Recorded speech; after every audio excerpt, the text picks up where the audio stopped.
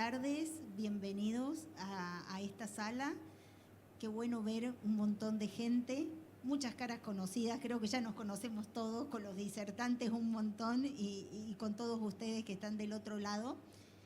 Un poco la idea, cuando los organizadores presentaron la idea de esta charla, es quizás hablar de un viejo conocido, que es el tema propiedad intelectual, muy controvertido, pero también poner un poco sobre la mesa ciertos conceptos que a veces no los tenemos tan claros, y por eso invitamos a especialistas, gente que está en los organismos reguladores y gente que trabaja día a día en el desarrollo de nuevas variedades.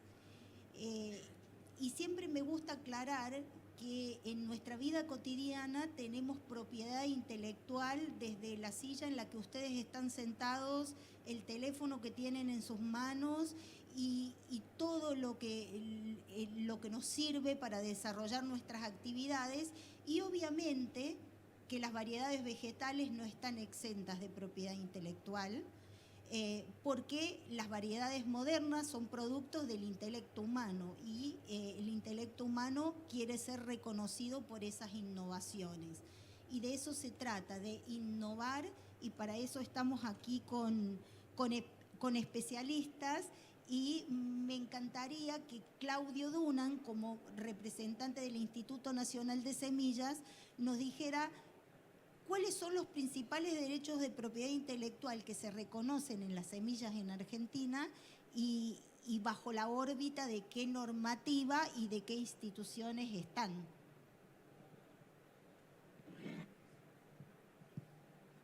Está prendido. Bueno, buenas tardes. Gracias, Fabiana.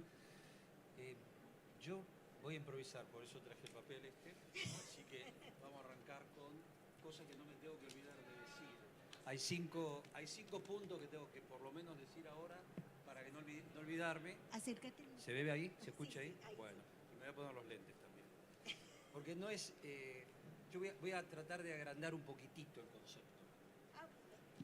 Me voy a permitir eso porque creo que si no es como que nos vamos a quedar un poco en algunos detalles que podemos ir poniéndolos en perspectiva de una mejor manera. Esa es la idea, por eso es un living y no hay presentaciones.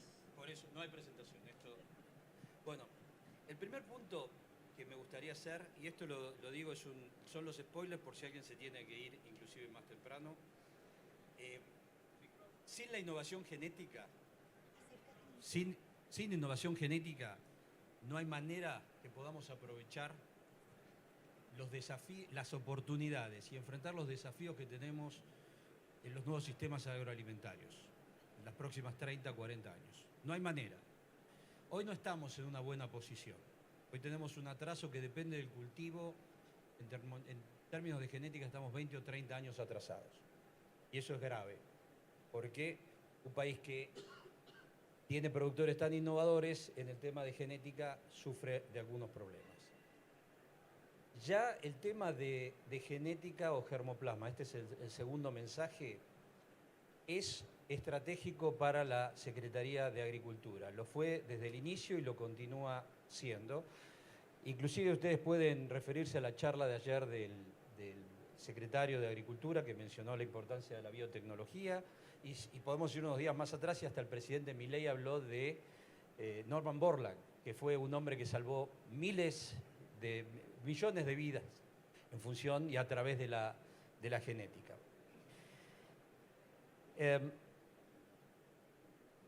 El INASE es un organismo que después voy a entrar en detalle, pero es uno de los organismos que está en función de generar esta estrategia de mejoramiento en la calidad de la genética que tenemos en los cultivos. Y eso es muy importante porque INASE es un organismo que tiene una increíble calidad técnica de gente dentro del instituto y que a partir de algunos cambios que estamos haciendo desde el punto de vista de financiamiento, procesos y sistemas, estamos poniendo en práctica estrategias para que el productor pueda acceder a lo que fundamentalmente se dedica INASE, que es a semilla de calidad, de identidad genética, y del lado del obtentor, que es aquel que inscribe las variedades y que es el dueño de la propiedad intelectual, que pueda de alguna manera gestionar su propiedad intelectual en forma más eficiente. Piensen que hoy en Argentina hay cultivos en donde hay una tecnología disponible de muy buena calidad. En trigo, las variedades que se inscriben en trigo en INASE anualmente nos muestran una ganancia genética de 1,2%, 1,3% por año. Y eso es comparable con otros programas de mejoramiento a nivel mundial. Pero tenemos un contexto legal un poco ambiguo. Me voy a referir en detalle a eso, y entonces lo que estamos haciendo es generando soluciones para que el productor acceda a la genética que necesita acceder para ser competitivo, que el obtentor pueda hacer uso y monetizar su propiedad intelectual, y lo estamos haciendo atendiendo a las necesidades que tienen por cultivo los productores en relación a los obtentores, de acuerdo a las tecnologías, y le incorporamos un integrante más que son los bancos, porque como necesitamos crédito para recambio de la tecnología genética, queremos arrimar a los bancos para que faciliten ese proceso. Si alguien quiere saber algo de INASE, esas son las 5 cosas que yo quería mencionar. ¿Voy a entrar en detalle o podemos seguir más adelante? ¿Les cuento un poco más de INASE, qué es? Sí, claro. Ok.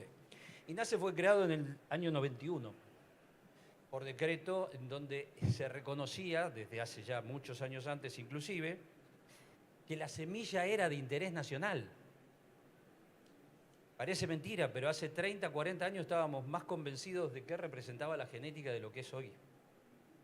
Eso es muy, muy importante. Es un organismo descentralizado, autárquico, nos autofinanciamos, tenemos jurisdicción en todo el país y, como dije, nos dedicamos a la preservación de la identidad genética, calidad, damos los títulos de propiedad a los obtentores y le damos los mecanismos para la protección de esa propiedad intelectual. Ya les mencioné, y esto es muy importante, es un organismo, el equipo que yo hace 7 meses que estoy, el equipo que yo encontré en INASE es de primera. Y la realidad es que estamos avanzando muy fuertemente con ese equipo. Rápidamente, la situación legal de la ley de la protección de semillas es que en el año 73 se sancionó la ley 2247, que establece que el uso propio no lesiona el derecho del obtentor. Si bien a Argentina adhirió después a UPOV 78 en el año 94, nunca se reglamentó. Igual UPOV 78 es una adhesión que no dice, UPOV 78, perdón, no dice nada sobre el uso propio, no reconoce la presencia del uso propio. Por eso UPOV 91 sí lo reconoce y por eso era una necesidad de, en algún momento se planteó. Pero eso lo podemos dejar para otro momento de charlar. La situación ambigua que tenemos en el tema de propiedad intelectual y de reconocimiento y capacidad de monetización por parte de los obtentores hace que hoy se colecten muy pocas regalías. Los mejores cultivos posiblemente que tenemos o en donde mejor se está es en trigo y en soja, con alrededor del 35-40%. Roberto seguramente va a poder mencionar un poco después si estoy muy lejos, pero para darles una idea, la semilla fiscalizada de soja está por debajo del 15% en la última campaña. Estamos mal y no estamos mejorando, tenemos que realmente cambiar eso. Otros cultivos están en una situación muy complicada. Arroz por debajo del 20%, porotos, garbanzos, hortalizas por debajo del 5%. Hay algunos lugares, algunos cultivos que sembramos poblaciones, no se siembran variedades. O sea, ya no hay una identidad genética de lo que el productor siembra. Y ahí se pierde calidad del producto, rendimiento. Ponemos fertilizantes, pero la eficiencia del uso de esos fertilizantes baja. Bueno, en algunos casos estamos hablando de cosas que han sido lanzadas al mercado hace 20, 30 años. Pero como el productor necesita esa tecnología, de pronto aparece tecnología que entra a través de las fronteras, que no está registrada en el país. Eso ya es totalmente fuera de la ley. Y tenemos en el mismo esquema y cosas que tenemos que trabajar y estamos trabajando con el equipo hay variedades que no tienen un mantenedor de pureza, por lo tanto no sabemos qué representan ya. Esa es la situación, lo que le estoy dando es una situación a dónde estamos. Bueno, hacia dónde queremos ir y en qué camino estamos. Como dije, estamos implementando dentro de lo que es el sistema legal actual, es como que pensamos que se puede fraccionar un poco y fundamentalmente solucionar problemas que tienen los productores por cultivo. Puedo dar un ejemplo. Acá he visto colegas de algodón. En algodón, lamentablemente, hay tecnologías que han ingresado a través de las fronteras que no están ni siquiera aprobadas, biotecnologías no aprobadas. Bueno, el productor de algodón, lamentablemente, está enfrentando esa situación y nosotros tenemos que ayudar a que eso cambie. Bueno, muy bien, entonces los pasos que tomamos es avancemos sobre el control porque le explicamos a los productores, señores, esa semilla no se puede, no hay manera de sembrarla en la Argentina. Y tenemos que darles opciones para que accedan a semillas de calidad e identidad de empresas que, bueno, en este caso, la gran parte de la genética viene del INTA y las empresas locales como Gensus tienen disponibilidad. Pero como necesitamos facilitar al productor que pueda cambiar, estamos trabajando en líneas de crédito para que eso ocurra. Entonces, buscamos una solución integral. Otro ejemplo distinto, con problemáticas distintas, que no tiene biotecnología, por ejemplo, es arveja. Arveja es un cultivo increíblemente demandado en el mundo. Y Argentina podría producir 5 veces más de la producción que tiene hoy de arveja. Pero estamos sembrando variedades que ya no están en el mercado. Hay una variedad que se llama Viper, que no existe, no hay forma de saber de qué se trata. Bueno, necesitamos cambiar eso. Entonces, ¿qué estamos haciendo? Bueno, si no tiene un mantenedor de pureza la variedad, ya deja de ser una variedad legal. Ya el uso propio de esa variedad, de eso no es legal. Entonces, el productor va a tener que ir a buscar semilla de calidad de un germoplasma que seguramente es muy avanzado. Hay germoplasma de Limagrain, de Florimond de Pre, del INTA, de la Estación Experimental Obispo Colombres, un montón de disponibilidad de tecnología que hoy nadie puede acceder y bueno, porque no dan los costos. Bueno, encontremos la manera de que den los costos, acerquemos mecanismos para que eso ocurra. Esa es a lo que me refiero, esos son 2 ejemplos a lo que me refiero con encontrar soluciones dentro de la situación actual, de la situación legal actual. ¿Qué más? Mejorar el sistema de fiscalización de los semilleros. Ustedes saben que hay un tema que se llama bolsa blanca, a lo mejor no, pero existe. La bolsa blanca es un problema porque es ilegal, no está dentro de la ley de semillas, no se puede, un productor no puede cosechar y vender del mismo modo que un semillero que produce en lotes de fiscalización tiene que rotular lo que produce o decir qué va a hacer con lo que sobró y no rotuló. Bueno, estamos trabajando en sistemas de fiscalización que permitan al INASE simplificar eso y que, les doy un ejemplo, hoy en soja el 50% de la semilla producida bajo el sistema de fiscalización no se rotula. No sabemos nosotros dónde va. Bueno, lo que ahora estamos haciendo es generando los mecanismos de cruzamiento de información para que ese 50% sepamos en qué termina, si va a consumo, si se guarda, y si no, bueno, habrá que realmente, dudamos que vaya a los chanchos, porque aquel que usó semilla de calidad para producir estos lotes no se la va a estar regalando a nadie. Entonces, esos sistemas van a mejorar lo que estamos haciendo sobre bolsa blanca. Hay un mecanismo que seguramente los productores lo conocen, que es el CISA. Ahí tenemos oportunidades de avanzar respecto de preguntarle al productor qué es lo que está sembrando y si tiene origen legal. Esto es muy importante porque a veces hay una confusión. El origen legal de la semilla se demuestra con una factura de compra dentro de un periodo lógico de años de compra. Nos aparece que se la compré a mi hermano. Bueno, no funciona así. Lamentablemente eso, a pesar de todo, hay productores que realmente lo hacen de buena fe, pero bueno, no es legal, no está dentro de lo que es la ley. Estamos trabajando mucho en eso para que los requerimientos que hagamos tengan la respuesta necesaria, pero no porque querramos cobrar una multa. INASE no tiene interés en cobrar una multa, la multa es disuasiva. Lo que queremos es que el productor se dé cuenta que tiene que cambiar la semilla y que utilice la plata de esta multa potencial en ir al obtentor y comprar semillas. Ese es el objetivo fundamental. Estamos incluyendo nuevas variedades del sistema de fiscalización obligatoria de cultivos que son de mucha trascendencia. Eso también estábamos avanzando. Marcadores moleculares, marcadores ópticos, eso también permite, llegado casos muy puntuales y extremos, permitir a INASE identificar qué se está sembrando, qué es lo que está sembrando el productor, a veces qué piensa que está sembrando el productor, porque realmente existen esas situaciones en que ha perdido la trazabilidad de lo que siembra. Estamos descentralizando bastante, estamos poniendo muchos recursos en fortalecer las oficinas regionales de INASE para que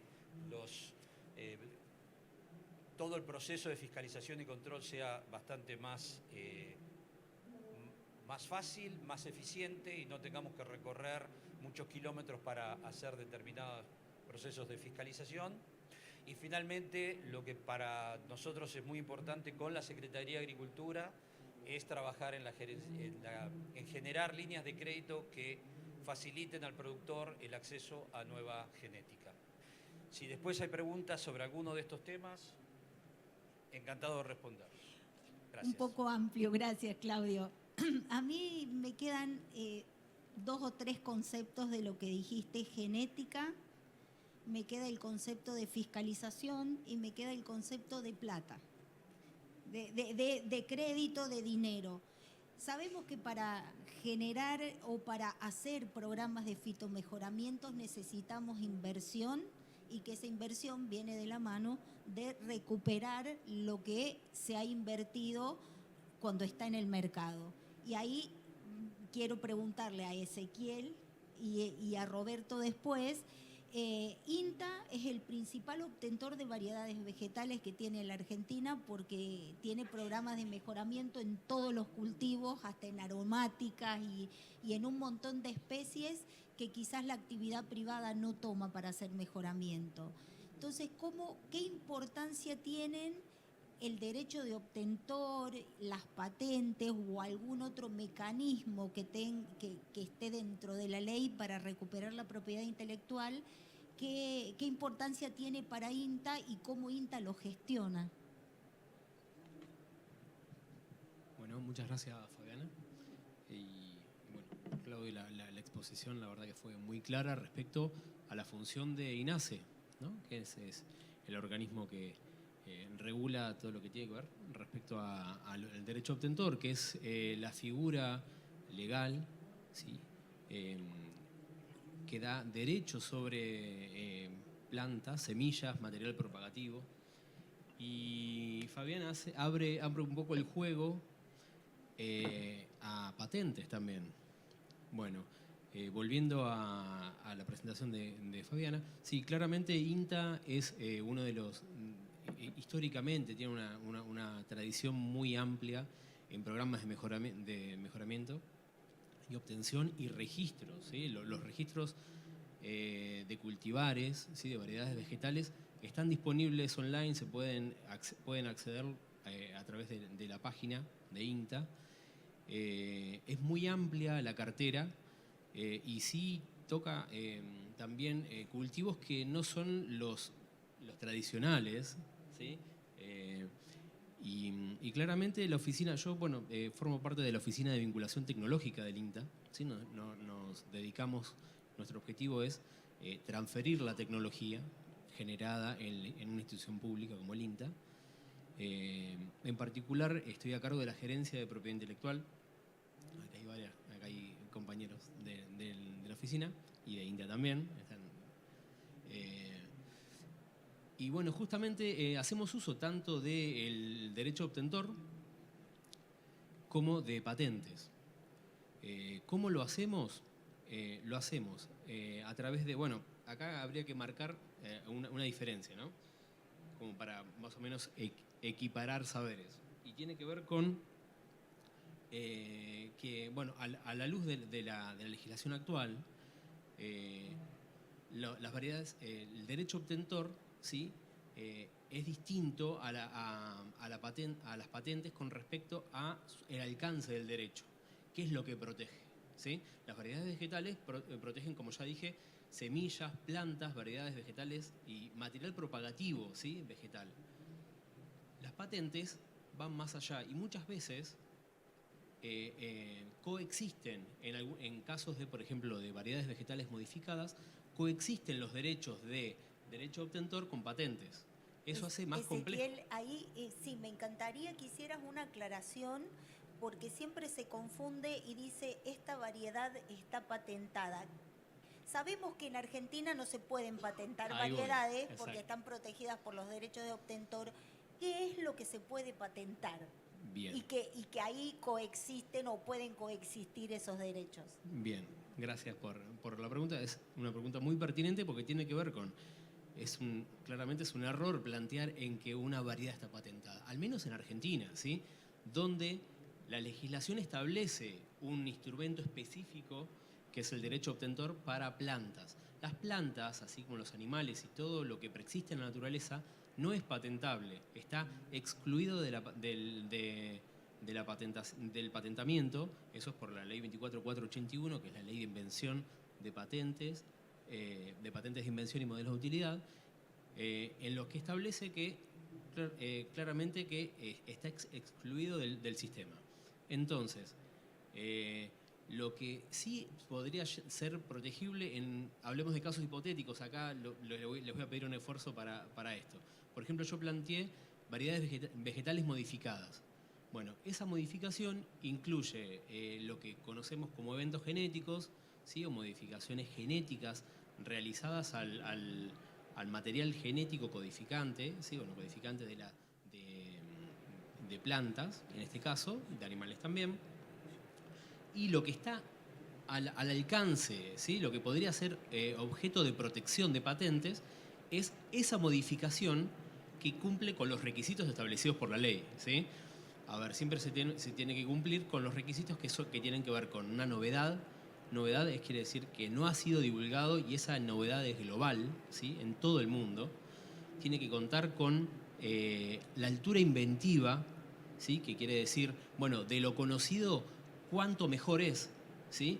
Y a otorgar una función. Y esa función tiene que ser comprobable y tiene, de hecho, los documentos de patente se dice que son documentos técnicos jurídicos. Tienen una parte que tiene que ver con una descripción técnica para que alguien versado en la materia pueda reproducirlo, y la parte legal que tiene que ver con las reivindicaciones, con el alcance legal de esa patente. Entonces hablamos de que plantas y animales y cualquier, hasta microorganismos que no han sido modificados, no pueden ser protegidos. Solamente la modificación, ¿sí? Y no una planta modificada, sino solamente la modificación. Estamos hablando de secuencias de ADN, de proteínas, ¿sí?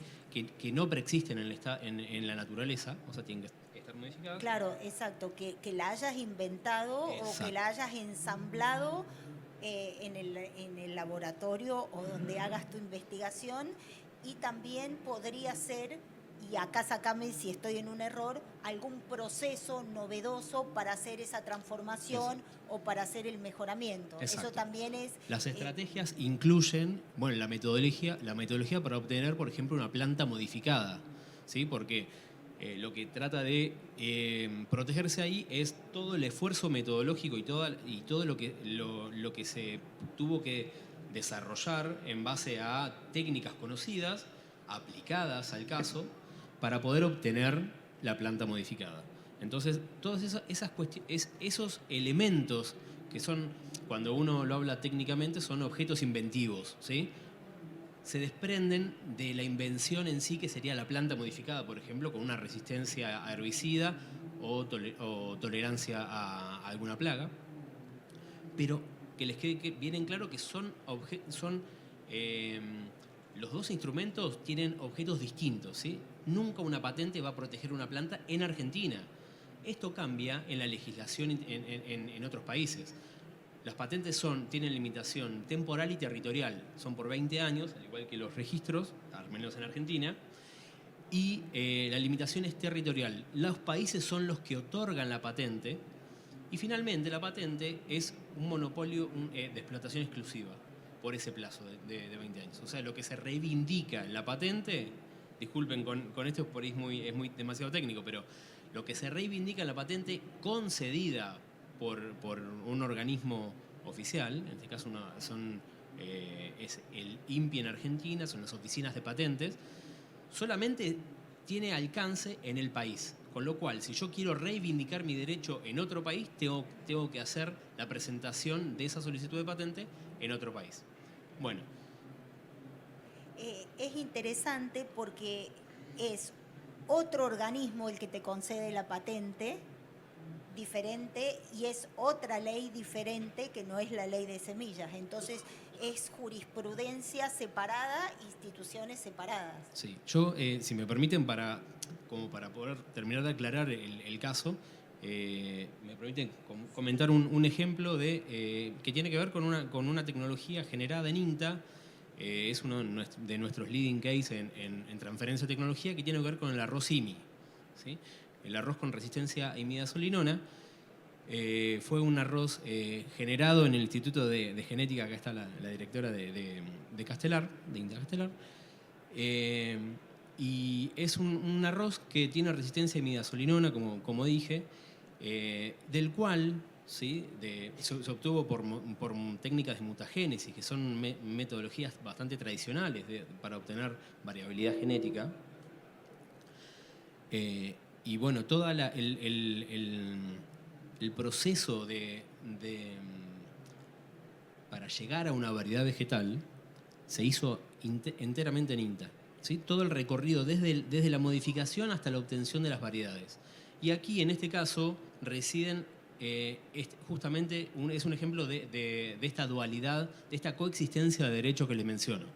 Por un lado, se obtuvieron el registro de variedades vegetales, ¿sí? Gurí y Puitá y Gurí, al menos que son de los más reconocidos.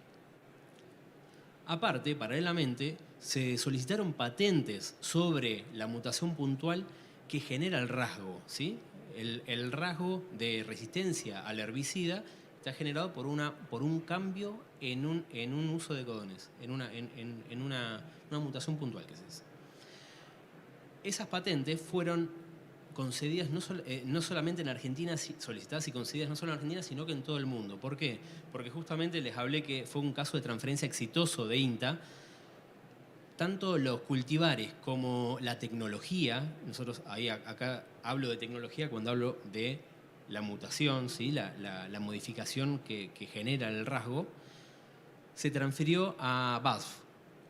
Y BASF hizo todo el desarrollo comercial, ¿sí? A través de un paquete tecnológico, Clearfield, del sistema Clearfield, donde aparte de ofrecer las variedades resistentes a imidazolinona, claramente vendía el herbicida.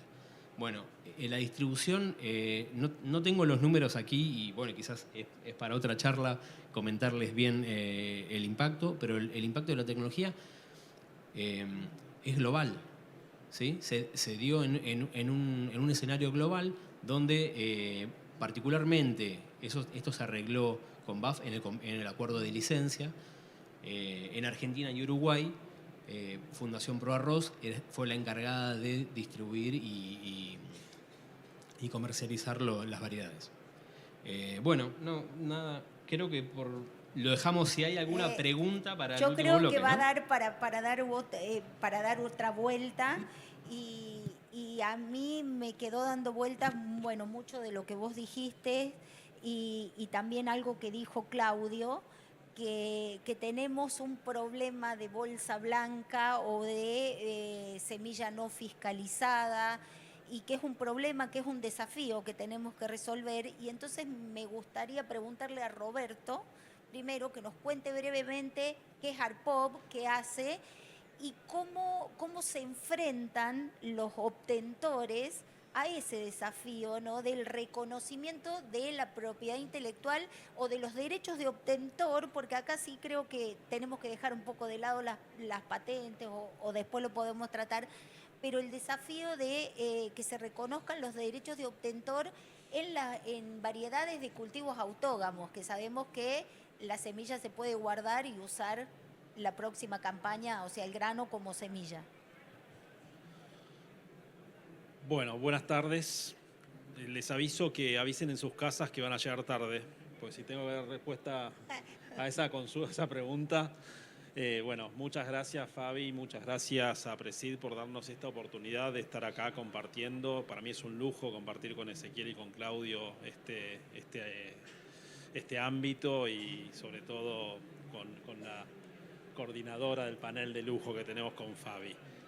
Como Fabi les anticipó, yo trabajo en ARPOB, mi nombre es Roberto Enríquez. ARPOB es una asociación civil privada sin fines de lucro que agrupa a 66 empresas, organizaciones e instituciones que se dedican a hacer mejoramiento, investigación, desarrollo y lanzamiento comercial de variedades de nuevas obtenciones vegetales, por eso lo de OB de nuestra sigla. Y nosotros somos los encargados de promover la protección y el respeto de la propiedad intelectual de nuestros obtentores. Esto es muy, digamos, de alguna manera, muy parece de los cuadros que están fijados en la pared, pero en definitiva lo que nosotros tratamos de hacer es que nuestros asociados puedan cobrar por el uso de los materiales que ellos desarrollan. Entonces ARPOB se intenta posicionarse como un puente entre la investigación y el campo, un puente entre el laboratorio y los potreros, ¿no? El laboratorio y el lote. Y en esto de este Congreso de APRESID de todo está conectado, quizás si ampliamos un poco la mirada y vemos todo lo que es el sistema, nuestro ecosistema agroalimentario argentino, uno lo podría ver como si fuese, yo me imagino, un mecanismo de relojería, ¿no? O sea, un complejo mecanismo donde las diferentes rueditas dentadas están trabajando mancomunadamente y armónicamente y tienen que estar muy homogéneas en cuanto a la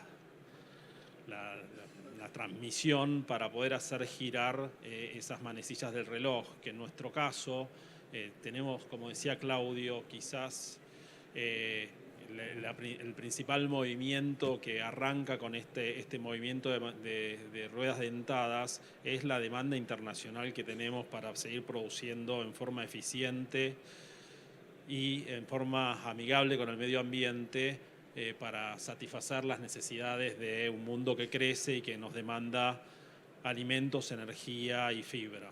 Y en este andar armónico, cualquiera de las rueditas dentadas, cualquiera de los mecanismos de este mecanismo complejo, que no esté funcionando bien hace que todo el resto del mecanismo no funciona bien.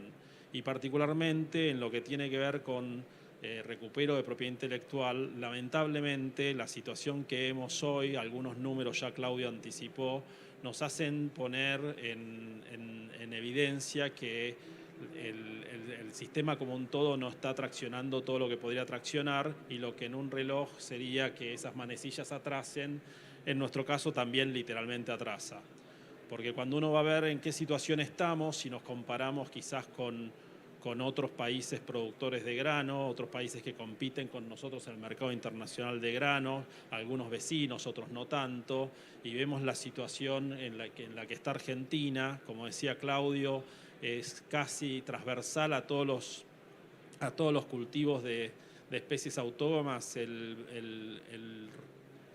Para mí es bajo, pero el relativamente muy bajo uso de semilla fiscalizada en casi todos los cultivos, más o menos podemos hablar de una generalidad de alrededor de 1 de cada 5 hectáreas que se siembran de cualquier cultivo, y a veces es menos, alguna vez por una necesidad puntual de calidad de semilla, por algún lanzamiento comercial o algún recambio varietal muy fuerte, puede ser un poquito más, pero 1 de cada 5 hectáreas se siembra con semilla fiscalizada, esa semilla que tiene trazabilidad, que tiene calidad asegurada, que nos permite ir acrecentando los ciclos de crecimiento a través del cambio de la tecnología, etcétera, etcétera, etcétera. El resto En algunos casos hay entre un 10, 15, podemos haber llegado al 20% del área en algunos cultivos, que a través de los convenios privados que tenemos entre los obtentores y los productores de los productores, el productor reconoce el pago de una regalía por el uso propio de esa variedad. Esto nos provoca que, de vuelta, cuando comparamos con los países con los que nos podemos poner de benchmark, uno agarra la situación de nuestros competidores en soja, la situación de Argentina contra lo que es Uruguay y Brasil, Uruguay es un muy buen ejemplo que tiene bien resuelto el tema, pero nos comparamos con con Brasil y con Estados Unidos, y uno agarra las series estadísticas de la FAO y compara la productividad campaña a campaña y traza las regresiones de esas curvas de crecimiento de los rendimientos en estos países.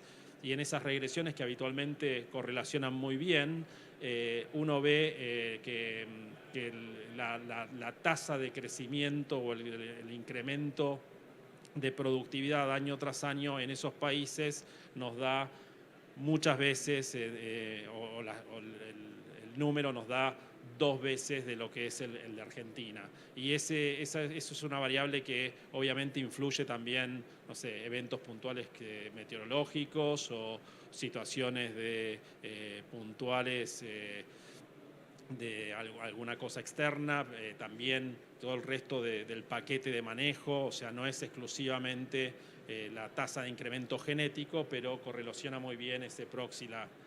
Desde la ciencia, los papers dicen que más o menos la mitad del incremento tiene que ver con la mejora genética. Y en la mejora genética en otros cultivos, si comparamos trigo y cebada con los países centrales de Europa, que son los países que tienen resueltos con diferentes mecanismos, pero tienen resuelto el tema de propiedad intelectual, como pueden llegar a ser Francia, Alemania o Inglaterra. También cuando vemos eso, ahí la tasa de incremento de productividad en esos países que tienen quizás otras condiciones agroecológicas, pero está entre el 2,5 y 3 veces lo que tenemos en Argentina. Esto también provoca que la disponibilidad de materiales para los agricultores es muy diferente en Argentina que en Brasil. Hoy ya se habló, Claudio habló algo del tema de lo que tienen disponibles los productores de algodón de un lado y del otro de la frontera. En soja, un productor americano, cuando va a plantear sus necesidades productivas, se enfrenta a un menú que le propone 7 plataformas biotecnológicas. En Brasil tiene la oportunidad de elegir entre 5 plataformas biotecnológicas y en Argentina solo 3. En Brasil, el año pasado, voy a leer el dato porque dudo de mi memoria, en Brasil el año pasado se inscribieron en Argentina se inscribieron 35 variedades de soja, en Brasil se inscribieron 334, y para evitar el efecto de un año en particular fui 3 años para atrás. Cuando vamos a 3 años para atrás y agarramos 3 años, que fueron 3 años muy buenos en Argentina porque fueron 3 años donde las empresas ojeras, digamos, tiraron toda la carne en el asador y hubo un recambio tecnológico muy importante. Nosotros inscribimos 163 variedades y Brasil inscribió 722. Esto, o sea, no solo lo digo yo, pues el fin de semana salió un artículo publicado en los diarios con una información que hizo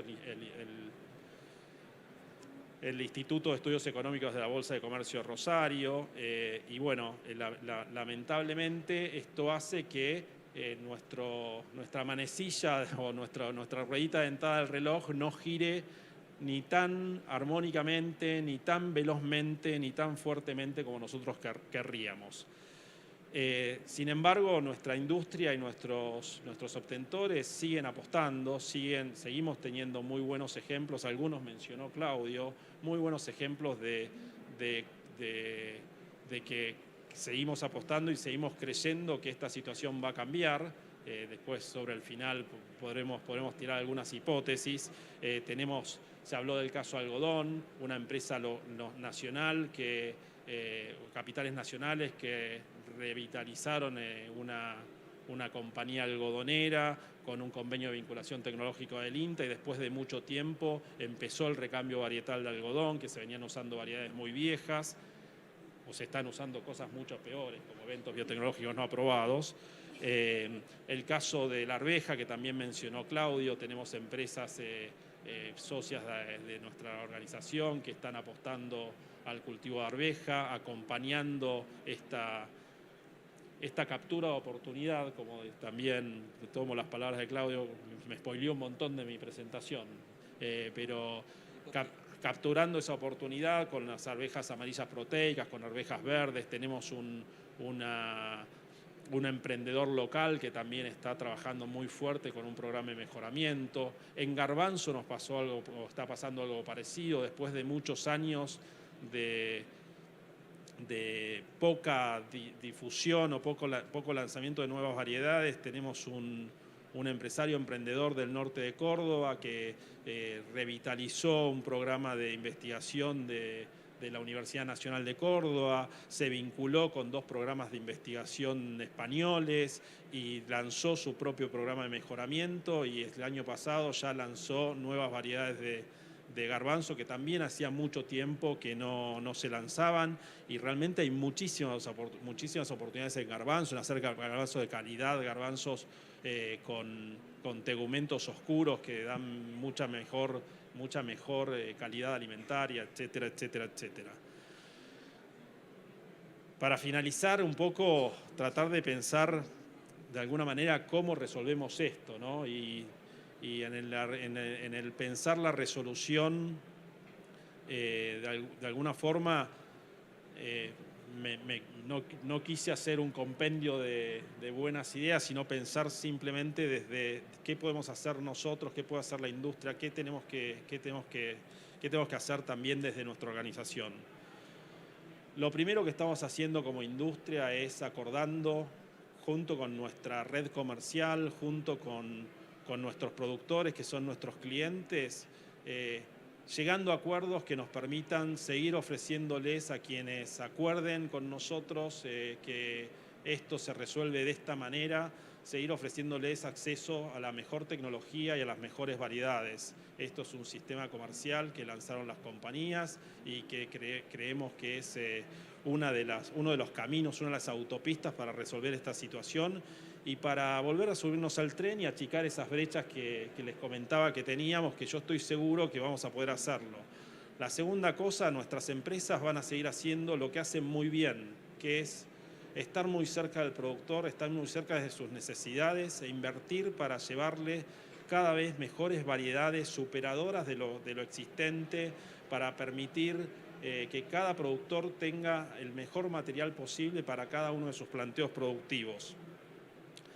Nosotros desde nuestra organización vamos a seguir trabajando para que ese puente que intentamos generar entre el lote y el laboratorio se fortalezca, hacer las cosas más simples, hacer las cosas más fáciles, facilitarle la tarea a quienes se suman a ese puente y quieren una Argentina más productiva, quieren una Argentina más grande y están dispuestos a reconocer el esfuerzo que otro actor privado hizo para el usufructo de una mayor productividad y poniendo a disposición de todo el ecosistema mejores herramientas, mejores tecnologías para que la experiencia del usuario a la hora de cumplir con estas cosas sea la mejor posible.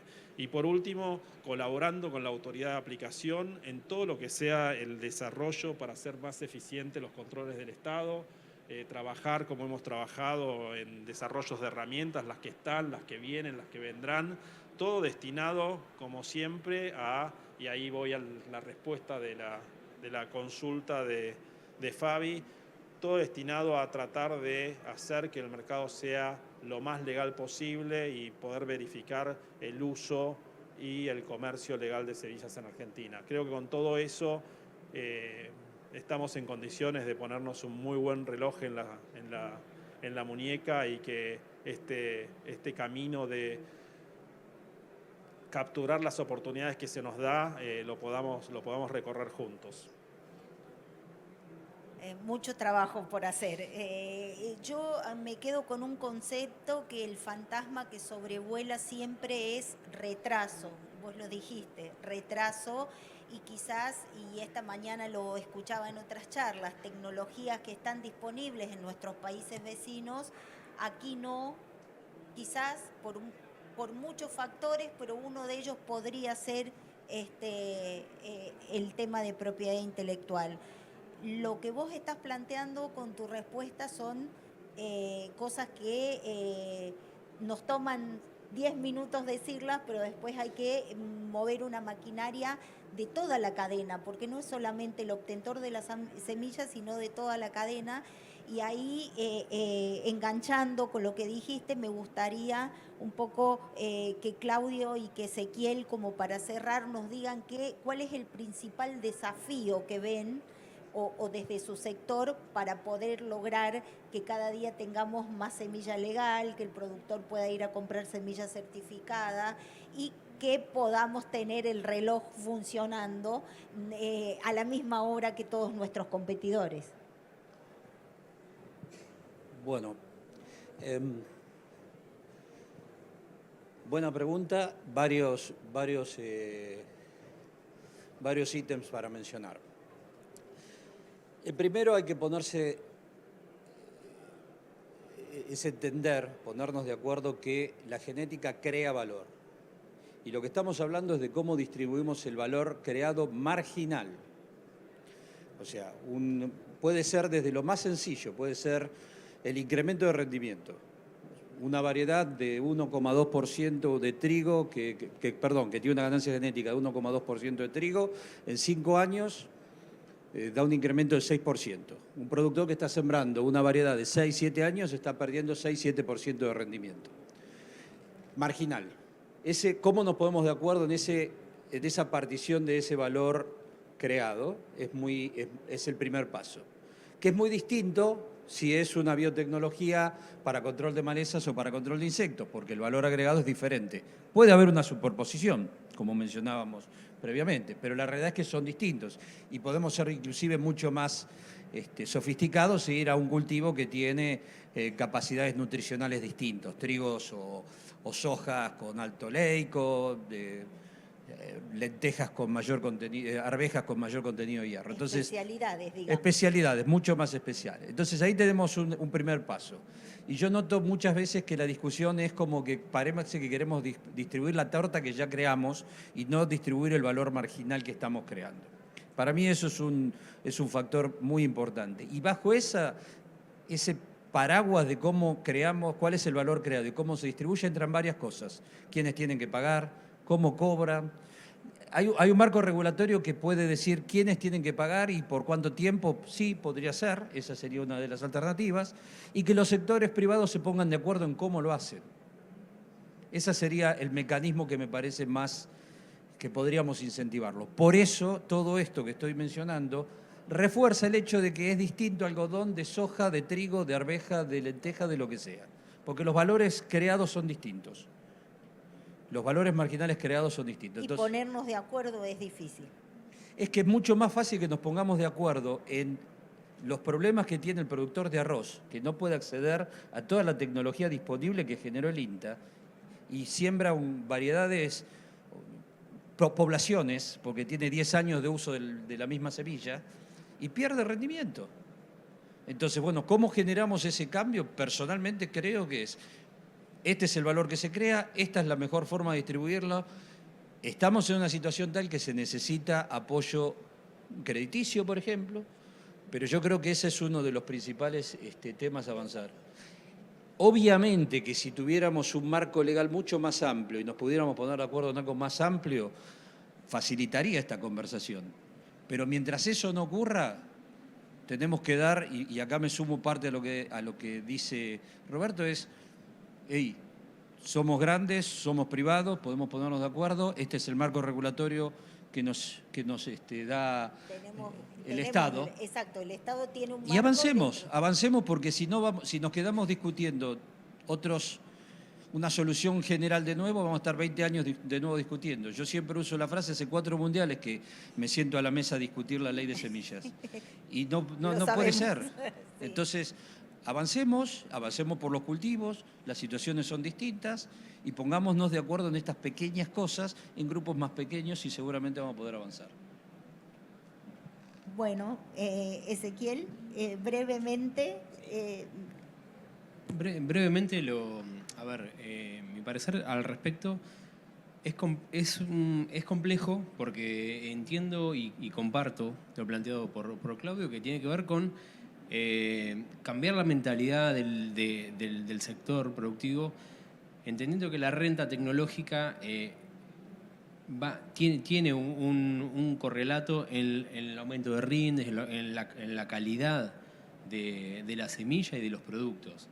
De alguna forma, INTA se vale de un sistema de licencias a través para poder transferir sus variedades vegetales, pero si no hay una observancia y las instituciones del Estado no garantizan una observancia completa de tanto los derechos de obtentor como derechos de patente, claramente estamos en un problema, porque no vamos a tener capacidad de recupero y esa misma reinversión en nuevas tecnologías, al menos desde el sector público, tiende a cortarse, ¿sí? Porque lo que estamos cortando realmente son esos ciclos sinérgicos donde se retroalimentaría el sistema. Así que bueno, entendiendo eso, que es bastante teórico, suena teórico, pero también tiene que ver con esto, con la reglamentación y aplicación de sistemas que permitan recaudar esa renta tecnológica. Así que creo que ese es el camino. Bueno, la verdad que un desafío grande, ponernos de acuerdo, trabajar ya, es como dice Claudio, empezar. Quizás antes quisimos dar pasos muy largos y pensábamos, no, esto se soluciona con una nueva ley o con otras cosas diferentes. Hoy creo que el camino es dar pasos más cortitos y después ir juntando esos pasitos para andar el camino más largo. Tenemos 7 minutos. Así que creo que para un par de preguntas hay espacio, así que el que tenga alguna pregunta que levante la mano, porque no sé si hay no tengo QR para recibir preguntas, así que levante la mano y se escucha.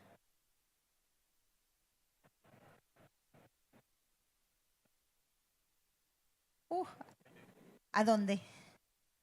Sí, buenas tardes. Gracias por toda la información que nos brindaron. Yo quería hacer una consulta. Está claro las responsabilidades del productor y de los obtentores y de todos los organismos privados que se encargan de todo lo que vendría a ser el complejo del comercio de la semilla. Pero yo veo que hay muy poco autocrítica por parte del Estado en cuanto a que, por ejemplo, una variedad en list en Estados Unidos sale 3,8 kilos de semilla y acá el productor paga 6. Es decir, tenemos al Estado bobo, socio en las retenciones, y nos hace pagar una soja mucho más cara. Por el lado de que nos comparamos continuamente con otros países, por ejemplo, en el caso de Uruguay, Uruguay toma la semilla fiscalizada 1.5 veces para desgravar en impuesto a las ganancias. Entonces yo creo que también, en vez de lavarse las manos, el Estado tiene que hacer su parte.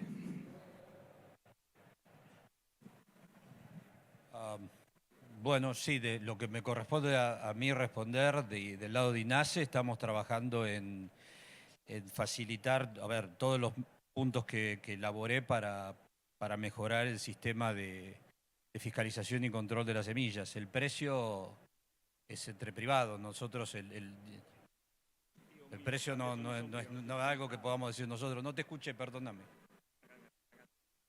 No, que el precio tiene un alto componente impositivo y eso sí es responsabilidad del Estado. Bueno, es otra ventanilla, no la mía. No te puedo contestar mucho sobre eso. Yo tomo, porque es parte de lo que en algún momento trabajamos, desde la cadena de la semilla nos habíamos juntado junto a multiplicadores, distribuidores, comercios, la Cámara de Semilleristas de la Bolsa, y empujamos un proyecto también de desgravación impositiva que tuvo estado parlamentario, había sido escrito y empujado, patrocinado por CASEM, que es la Cámara de Semilleros Multiplicadores. Después, en el paquete del Consejo Agrobioindustrial, también aparecía una alternativa de tener una ventaja impositiva con desgravación a la semilla fiscalizada. Es otra de las herramientas que serviría, pero ahí dependemos, quizás ni siquiera del Estado, dependemos de un poder del Estado que lo empuje, y ahí creo que todos tendríamos que estar empujando, ahora que empieza a haber un poco más de presencia de agroparlamentarios, etcétera, etcétera, sería también una muy buena iniciativa.